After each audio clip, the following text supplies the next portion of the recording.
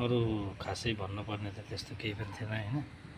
यो रुपीको बच्चा चाहिँ हाम्रो घरको छानामा चाहिँ रुपीले गुण लाएर चाहिँ बच्चा काटेको रहेछ। त्यहाँबाट कसो कसो गरेर यो बच्चा चाहिँ झऱ्यो हैन। दुईवटा झरेको रहेछ। एउटा चाहिँ मरिसकेपछि भेटेँ, एउटा चाहिँ जिउँदैमा भेटेँ। आज 3 दिन भयो। 3 दिनदेखिबाट यसको म रेखदेख गरिरहेको छु। यसलाई टाइम टाइममा चारो सारो दिने ओर्ने खुवाउने गरिरहेको छु। अनि यसलाई मैले आफैसँग राखेको छु। यसको माउलाई लान्छ कि भनेर माउबाट पनि लगेर मैले छोडिदिएँ हैन, बाहिर निकालेर। माउले पनि लगेन। यो बचरोलाई मलाई माया लाग्यो यसलाई त्यतिकै छोड्नलाई। अनि यसलाई मैले आफैसँग राखिरहेको छु। अब कतिकोसम्म चाहिँ बनाउन सक्छु, वर्षभर उड्ने बनाएर चाहिँ यसलाई छोडिदिन्छु भनेको। अब हेरौँ के हुन्छ। त्यतिखेरसम्म बाँच्छ बाँच्दैन हैन।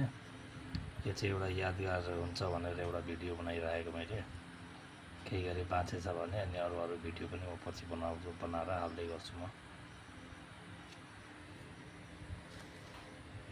अहिलेसम्म चाहिँ जिउँदै छ।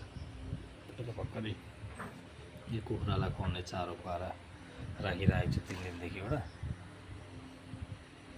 अहिलेसम्म चाहिँ सुरक्षित नै छ। अब हेरौँ